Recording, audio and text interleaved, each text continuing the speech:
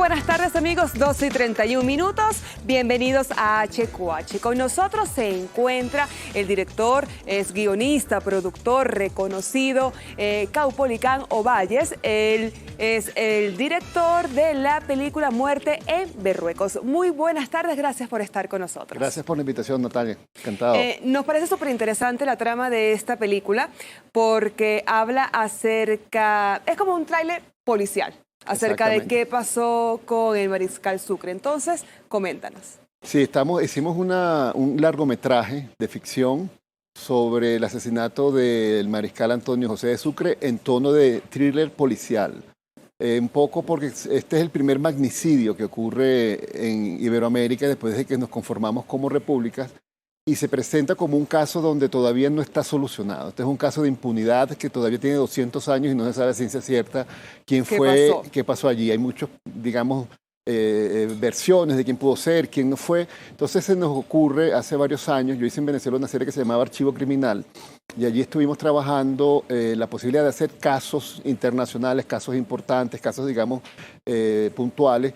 Y en algún momento nos pasó por la mente Sucre. Posteriormente, bueno, el canal fue cerrado, etcétera, etcétera. Hagamos un paréntesis para nuestra audiencia. Archivo Criminal era un programa que revelaba y presentaba casos de la vida real de crímenes. Exacto. Crímenes que fueron resueltos después de un montón de tiempo o eran medio complicados de ver cómo habían sido los acontecimientos. Entonces, pues tú revelabas todo ese proceso, toda la historia de cómo fue un crimen. Entonces, en base a esta serie Archivo Criminal, pues tú decides ampliar el horizonte y mostrar los crímenes más importantes de la historia. Exactamente, porque a través de los crímenes que se empieza a conocer también las sociedades y la gente se interesa también un poco en ello, ¿no? Entonces el mariscal Antonio José de Sucre fue, como te repito, el primer magnicidio que ocurre en nuestra república y se presenta también como un caso muy interesante. Estuvimos investigando mucho sobre ello y conseguimos que en 1840 en Bogotá se reabre el caso y eso nos da la posibilidad de generar, digamos, una estructura policial tipo investigación para que todos los elementos, digamos, que estaban en juicio, que se podían valorar para determinar quién fue el que asesinó a Sucre, estaban contenidos en esta investigación, que a la vez, cuando comparamos con todos los libros y con toda la bibliografía de la cual contábamos, nos dimos cuenta que estaba muy completa, que contenía todo. O sea, ustedes hicieron un trabajo de investigación histórico bastante extenso, ¿no? Sí, esta película está basada en hechos reales. Eso te iba a preguntar. ¿Es una película tipo documental, tipo reportaje, basada en hechos reales, o es una película de ficción que simplemente toma elementos de la vida real? Es una película de ficción que toma elementos de la vida real, muy bien documentados, donde nos basamos en hechos reales para que la gente también tenga la veracidad de lo que sucede, ¿no? Sin embargo, algo que tú haces 190 años después de cuando sucede, por supuesto, tiene que recrear una cantidad de cosas. Entonces nosotros tenemos que recrear un espacio. Esto sucede entre Bogotá y Quito en 1840. La historia la comenzamos a contar en 1840 cuando se reabre el caso, que encargan a un fiscal que se encargue de esta averiguación de este caso. El fiscal lo desempeña Luis Jerónimo Abreu, un gran actor venezolano que ahora es muy conocido por la serie Netflix, donde interpreta a Bolívar. Y muy buena elección, supongo, porque además que ya él tiene un background súper extenso de la historia al interpretar justamente a Bolívar. Sí, pero él hizo esta película antes. Ok. Él hizo esta película la hicimos hace como un año y esto quizás le sirvió un poco también a él para ubicarse en la época. Él es un gran actor venezolano, lo conozco hace mucho tiempo.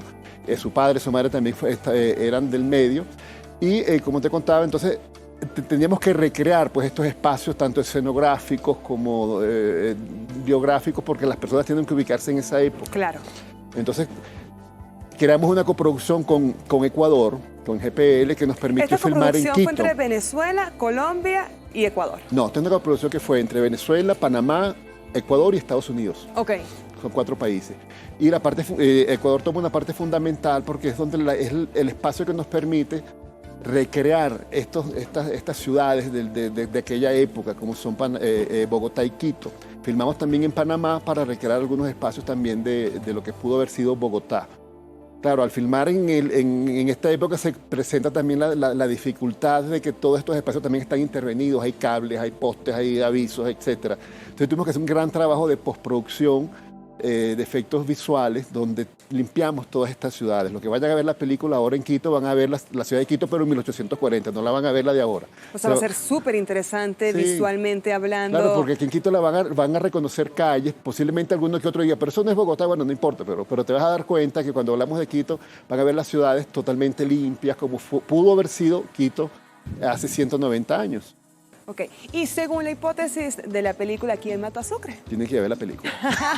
Bueno, la película está estructurada, es una investigación, entonces los testigos te van dando las diferentes posiciones, los acusados esconden cosas, algunos dicen mentiras, otros no dicen nada, entonces poco a poco se va armando el rompecabezas y así el espectador sigue este thriller y le vamos dando esas posibilidades para que vaya descubriendo en el transcurso de los 102 minutos que dura la película quién pudo haber sido, cómo sucedió esto. Entonces al final ya cuando se conjugan estas diferentes versiones que presentamos, el espectador ya tiene una visión mucho más amplia de lo que sucedió y de quién mató a Sucre. En cuanto a la producción, me dices que bueno, hubo un trabajo de postproducción súper extenso para poder recrear al Quito de 1840. Pero ¿cuánto duró ese trabajo, el rodaje, el escoger minuciosamente cada lugar, cada locación para las escenas, el casting? Sí, fíjate, nosotros comenzamos trabajando, ganamos un concurso de desarrollo de guiones aproximadamente hace 6 años. Trabajamos en esta investigación a la cual te hice referencia, creamos este guión, duramos como 2 años trabajándolo, posteriormente concursamos también para un desarrollo de proyectos para empezar a buscar locaciones, actores, vestuario, etc. Ganamos otro concurso y esto duró aproximadamente como 2 años y medio. Seguimos buscando entonces las posibilidades de coproducción y de filmar. Entramos en coproducción con Ecuador, con Panamá y con Estados Unidos y eso nos permitió entonces ya desarrollar un plan de rodaje para estructurar toda la filmación, que fueron prácticamente 8 semanas en Caracas, en Venezuela, son 6 semanas en Caracas más o menos, casi 2 semanas acá en Ecuador, 1 semana en Panamá. Y durante este proceso, por supuesto, tuvimos que hacer un trabajo de mesa con los actores, trabajar los personajes, toda esta biografía que les tenemos que dar para que los personajes sean creíbles, porque estos personajes no existen, existieron hace 190 años. Claro. Entonces no sabemos cómo hablaban, cómo eran. Hay puras referencias pictóricas o de los historiadores, que fue un trabajo muy importante. Sin los historiadores nosotros no podemos hacer nada porque ellos son los que nos dan todos los insumos, exactamente. Pero a través de ellos entonces logramos crear estos personajes, ver cómo eran, cómo vivían, cómo hablaban inclusive, porque hicimos estudios... ¿Y cómo sabes cómo hablaban? Porque claro. se han hecho estudios, digamos, de fonología donde se establece que, por ejemplo, en nuestros acentos ya estaban más o menos estructurados, ya hablábamos parecido como hablamos ahora hace 200 años, porque ya existían 300 años de conquista y colonia, entonces digamos, las diferentes regiones ya tenían ciertas particularidades, entonces se hablaba muy parecido, por supuesto, no existían, Sucre no te iba a decir nunca qué chévere está hasta esto. Claro, chamo. Chamo tampoco te entonces... Pero entonces tratábamos de que la gente hablara una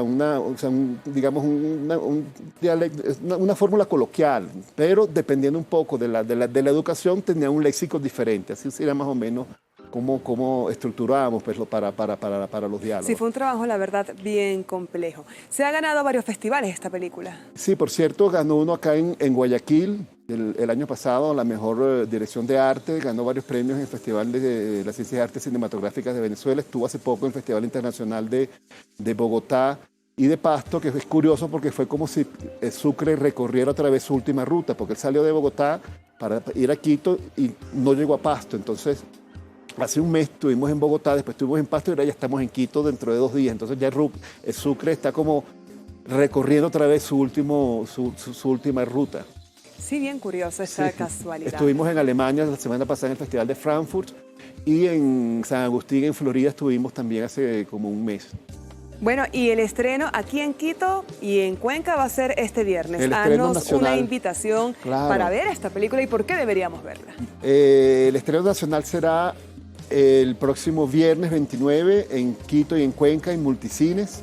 Y tienen que ir a verla porque allí van a encontrar una parte de Ecuador, van a a entrar también en lo que es nuestra historia, y eso es importante porque nos da un sentido de pertenencia, sentido de lo que somos. Si nosotros conocemos nuestro pasado, estamos como más preparados para enfrentar este presente y ser maduros hacia lo que nos espera en el futuro, y son historias que también nos llevan a reconocer mucho de lo que estamos haciendo ahora, porque se repiten muchas veces las historias. Todavía, como te conté al principio, hay una impunidad que todavía tenemos 190 años.